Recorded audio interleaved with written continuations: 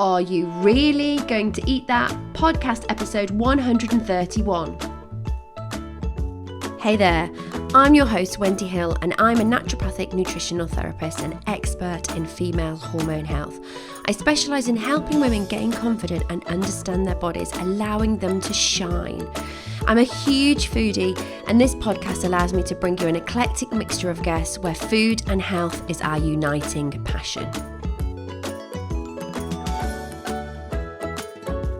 Hey everyone, how are we doing? Early March and I feel a bit better than I do about February and March, I have to say. It does feel like, the bulbs are coming out. If you're in the UK like me, the bulbs are coming out. It feels like a little bit like spring-like. It's getting lighter, which is so much better for me. And, better for our sleep as well, because daylight in the morning really helps reset our cortisol levels, which brings me to the topic of this week's episode. Now, last week, if you haven't listened to it, I talked a little bit about sleep and why we sleep. So do go back and listen if you haven't listened to it already. It's hillstart.me.uk/130. And this week, I'm going to talk to you a little bit more about ways to improve and some practical ways. Sleep is, it's a wonderful aspect of life, but it can often be an enigma for many people. And, it is that quality of sleep that's really important, that REM sleep. So what are the things that we can really do to practically improve them?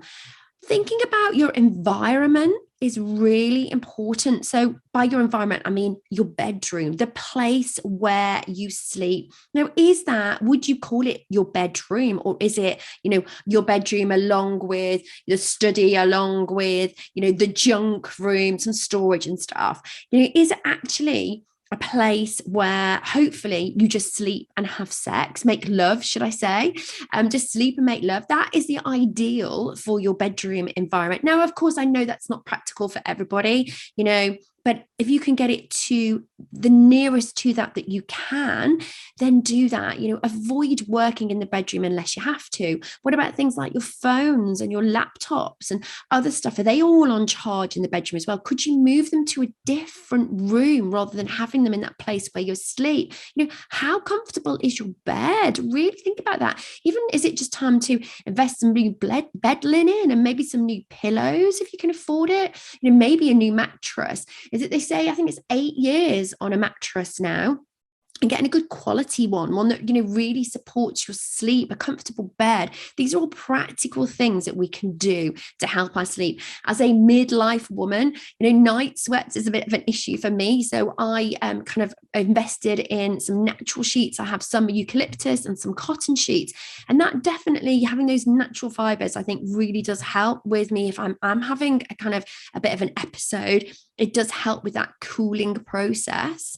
And then thinking about, kind of the temperature of your room. So we sleep best around 18 degrees. So is your room too hot or is it too cold? Kind of trying to keep that sort of temperature, and just, blackout blinds. You're making sure it's dark and there's not a lot of noise in there. Can you keep the noise down? And if not, maybe it's time to invest in perhaps some sleep mask or some earbuds. I find it quite difficult to sleep in earbuds. My husband's can be quite sleep sensitive, and he goes through phases where if he can't sleep for a while, he will kind of wear a mask and put earbuds in to kind of just have that kind of process of that removing that light and those toxins. And I find when I'm on holiday, I really notice noise. I notice unusual noise. So at home, if like the road gets noisier by us in the morning, and that doesn't really bother me. But if I'm on holiday and it's an unusual noise, it will wake me really easily from my sleep. So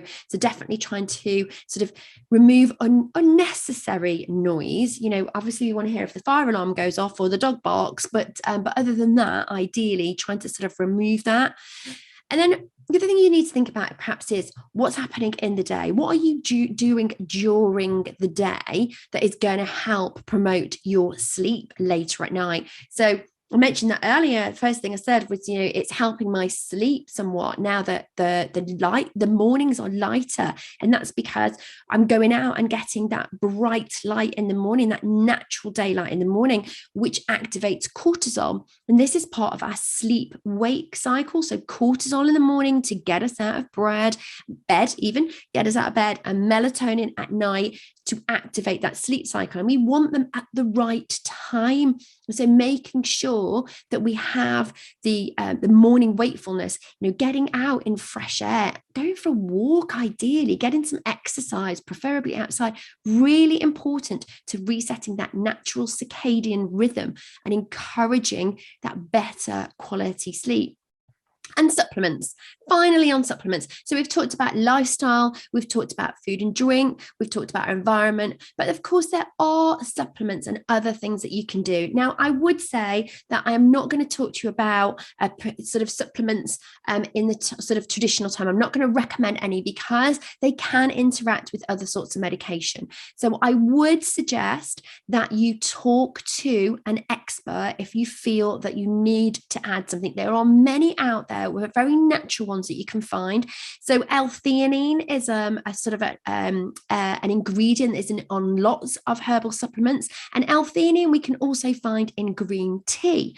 So you could have decaffeinated green tea to get some L-theanine. It's an amino acid, and it has been shown in studies to help with sleeps. Things like lemon balm, again, we can get them naturally in tea, but they are often in forms of supplementation as well. So I would always go for the natural ones, but you do need to make sure that you get a good quality blend and it doesn't interfere with any other medication that you might be taking. I personally like things like lavender. So lavender diffused in the room or as a pillow spray is excellent for helping to promote sleep. And again, can be part of that nighttime routine that you get your body into, encouraging that sleep process and saying, when the lavender is in the bedroom, when I'm using that lovely pillow spray, that is helping my body getting to that rest and digest, that parasympathetic nervous system, and knowing that it is time for rest, it is time for sleep.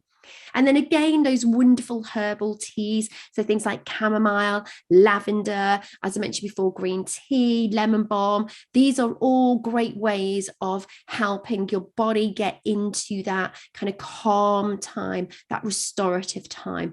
But ultimately, you need to prioritize it. You need to make sure that you're putting things in place that are going to work for you. We are all very different. And so take the tips that I've given you that you can apply immediately, or take the ones away and go, actually, yeah, that is really impacting me and it's something that I can change. And then work down the list, create a little list of the things, that you would like to be able to do and the things that you can action straight away.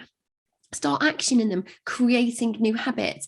That's it from me this week. We are talking about sleep throughout March in my fabulous and female membership. So do come along and join up if you want sort of support with your sleep and support with every aspect of female hormone health. We talked about hormones this week, didn't we? About cortisol and melatonin. So understanding more about these body functions and how they work can empower you to take control yourself. That is it from me this week. Just a short one this week. I am back next week with the wonderful Sandra Webber, and we are talking all about sleep and pain and how they are connected and how she can help you have less pain and more sleep, because that's definitely the balance that we want. Don't forget, if you have chance, please go over and leave me a review. It helps other people find the podcast. And if you know someone who could do with some of the tips that I've shared this week, then do share this week with them. I'll be back next week. All I've got a question for you tonight is, what have you got for tea? And can you eat it a little bit earlier? Take care, guys. Sleep well. Thank you for listening to the Are You Really Going to Eat That podcast. If you enjoyed this episode, why not share it with your family and friends? And the best way to help me get out to a wider audience would be to leave me a review. So if you just got a couple of minutes, if you popped into iTunes and just scroll down to the bottom, click 5 stars, of course, and leave me a review, that really helps our ratings. And to make sure you get every episode in your inbox on a Wednesday as it's released, remember to click subscribe. Thank you so much for your support. Tune in again next week for the latest episode.